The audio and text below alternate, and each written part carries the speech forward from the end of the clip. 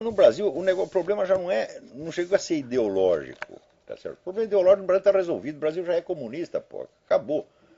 Né? O problema agora é um problema de ordem estritamente moral. Quer dizer, é sacanagem, é mesquinharia tradicional do povo brasileiro. Eu tenho estudado esse assunto, pô.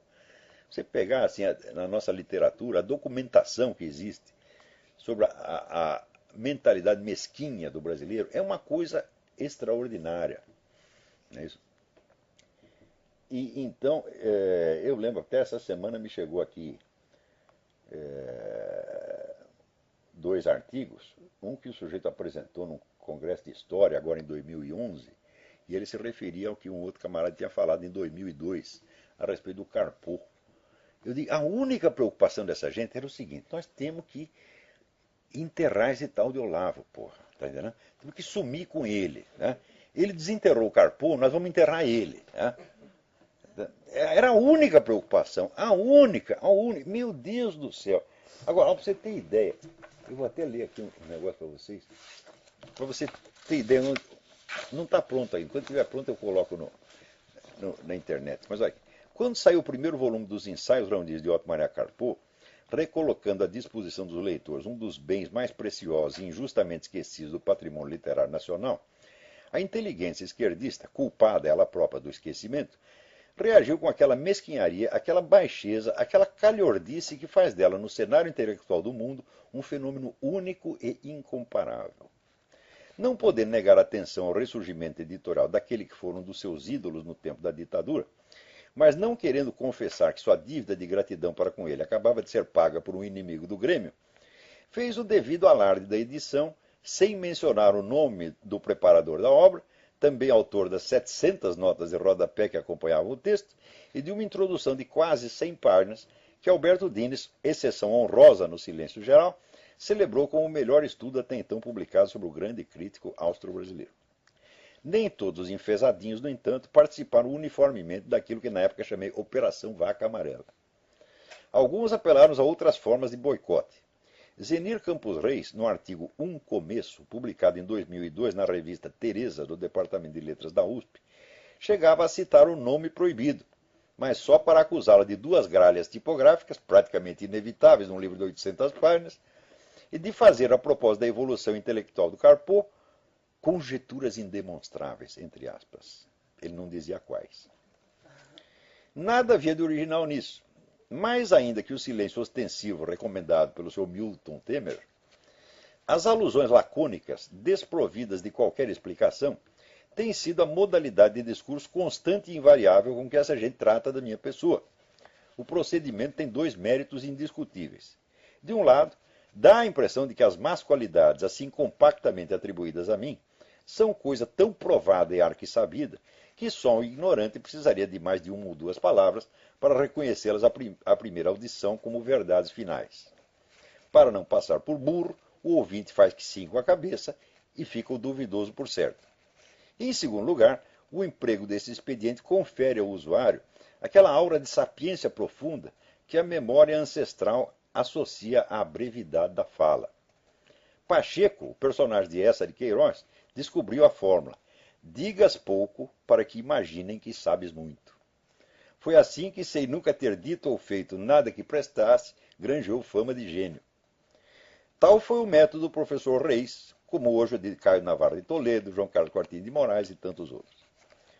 Para não dizer que seu artigo não valia nada, tinha ao menos a utilidade de chamar a atenção para um aspecto do estilo de Carpo que qualquer leitor culto tem a obrigação de perceber à primeira vista, mas que num meio iletrado como é o das faculdades de letras, pode mesmo dificultar o entendimento dos textos e por isso mereceu do articulista um esclarecimento didático em tom de advertência indispensável.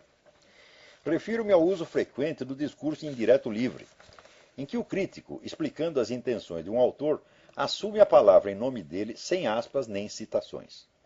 Esse é um dos encantos mais típicos da prosa de Carpo. Só analfabetos funcionais podem falhar em distinguir aí, por instinto, o que é a opinião dele, o que é do autor comentado e o que é a ambiguidade proposital, expressão artística de uma dúvida em aberto. De fato, isso é muito gostoso no Carpo. Né? Ele está falando, de repente, ele está falando como se ele fosse o autor que ele está comentando. Né? E você às vezes não sabe se ele concorda com aquilo, se ele não concorda. Mas é ambiguidade proposital. É muito gostoso esse negócio. O leitor que necessita de explicação para isso já perde 90% do prazer da leitura. Está como o sujeito que na primeira noite da lua de mel peça à mulher que o espere na cama, enquanto ele se prepara estudando um tratado de fisiologia do orgasmo. Não escrevo para esse tipo de leitores, mas o professor Reis parece que não tinha outros, donde concluiu que a inépcia deles era normal. Quanto às conjecturas indemonstráveis, foi preciso passar-se 9 anos para que finalmente eu soubesse a que se referia aquela expressão, em si mesmo um primor de imprecisão vocabular. Conjecturas não se demonstram, confirmam-se ou impugnam-se, e a confirmação ou impugnação é que por sua vez se demonstra. Descobri o sentido da insinuação graças ao comunicado Reacionário Progressista, a disputa acadêmica e editorial em torno da memória de Otto Maria Carpo, de Eduardo Gomes Silva, apresentado ao 26º Simpósio Nacional de História, da Associação Nacional de História. A sigla é ANPU. Eu não sei porque é ANPU, Associação Nacional de História. Cadê o PU aí no meio? Bom, não sei. Foi publicado em julho de 2011. Escrito para dar apoio retroativo ao protesto de 2002 contra as minhas conjecturas indemonstráveis, esse trabalho é um forte indício de que já no período transcorrido desde então, o círculo de alunos e admiradores do professor Reis evoluiu do analfabetismo funcional ao analfabetismo stricto sensu. Eis alguns exemplos colhidos a esmo num texto que não vai além de 13 páginas. Aspas. A escolha das passagens que compõem a epígrafe acima figura como introito as questões que abonam com seu quinhão de particularidade desta comunicação. Hã? Cadê o objeto? Só tem sujeito, tem objeto. O risco que corremos com o neologismo que teimam em nascer por falta de melhor expressão. O neologismo teimam. Seus posicionamentos contraditórios pouco avanço a convenções. Complementa esse vultoso corpus os artigos e livros de expresso caráter político. Quer dizer, os artigos complementa, e assim por diante. Né? O escasso conhecimento da língua portuguesa não impede que o autor da coisa mostre algum domínio do jargão academês que neste país substitui com vantagem qualquer dose de ciência faltante num cérebro alimentado por verbas públicas. Né? Compromisso metodológico, visão dinâmica, simplificações normativas e expressões similares ilustram o que estou dizendo. Né? Comprovando suas qualificações, o autor não se omitiu de exibir também aquela cota mínima indispensável de falsa cultura, sem a qual não se avança na profissão acadêmica, ao botar banca com o prestigioso termo alemão errado. Os Zeitgeist, espíritos da época. Zeitgeist é singular, plural é Zeitgeisten. Então, assim vai. Quer dizer, essa mania de fazer citações, usar palavras em línguas que o sujeito desconhece. Né? Outro dia era o tal do Vladimir Safatli, que veio mais com aquela safatleza, né? De falar argumento ad hominem com N. Eu digo, escuta, gente, 50 anos atrás, se o sujeito fizesse uma coisa dessa, uma vez na vida, ele estava liquidado para sempre. Isso não se faz, porra. Hã? Eu me lembro, quando eu comecei a trabalhar no jornalismo, tinha um grande editor de texto, grande, chamado Ciro Franklin de Andrade na Folha. Né? E o Ciro pegava as matérias do repórter e fazia lá as correções, e quando aparecia um treco desse, ele recortava e pendurava no mural, para humilhação pública do desgraçado. Você está entendendo? Então eles faziam uma vez, 2 vezes, 3 vezes. Na terceira vez estava na rua. Agora, esses camaradas, professores de universidade, que são líderes intelectuais, eles faziam uma atrás da outra. E já ninguém liga. Por quê? Porque não tem quem os fiscalize. A audiência é mais burra ainda do que eles, meu Deus do céu. Então, o que você espera? Né? Pessoas, você acha que o Brasil vai melhorar? Mas não vai melhorar. Né?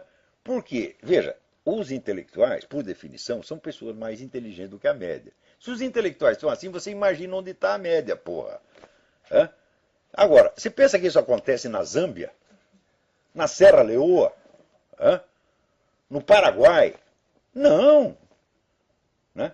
A Zâmbia, eu estava lendo outro dia, a Zâmbia está no franco progresso, olha lá, os caras estão ganhando dinheiro, estão indo para frente, tem boas universidades, tem a Universidade da Zâmbia na lista das melhores.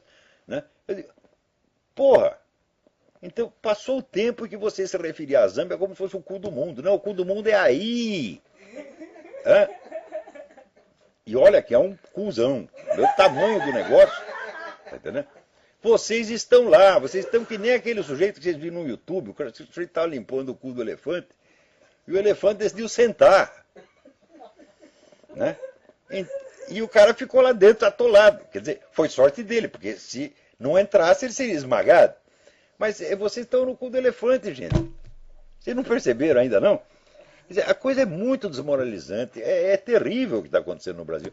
Não tem paralelo na história do mundo. Quando você fala que foi uma onda de estupidez que se abateu, sim, nos anos 30, por exemplo, o pessoal acreditar naquela pataquada nazi-fascista, então fala, bom, é um vexame intelectual. Fala, porra, mas os intelectuais nazifascistas sabiam escrever. Se não soubesse, ninguém ia levar os caras a sério. Levava a sério justamente porque escrevia bem, era uma pessoa inteligente. Então, quer dizer, a estupidez estava no nível ideológico, mas não no nível gramatical, não no nível lógico elementar. Não é assim.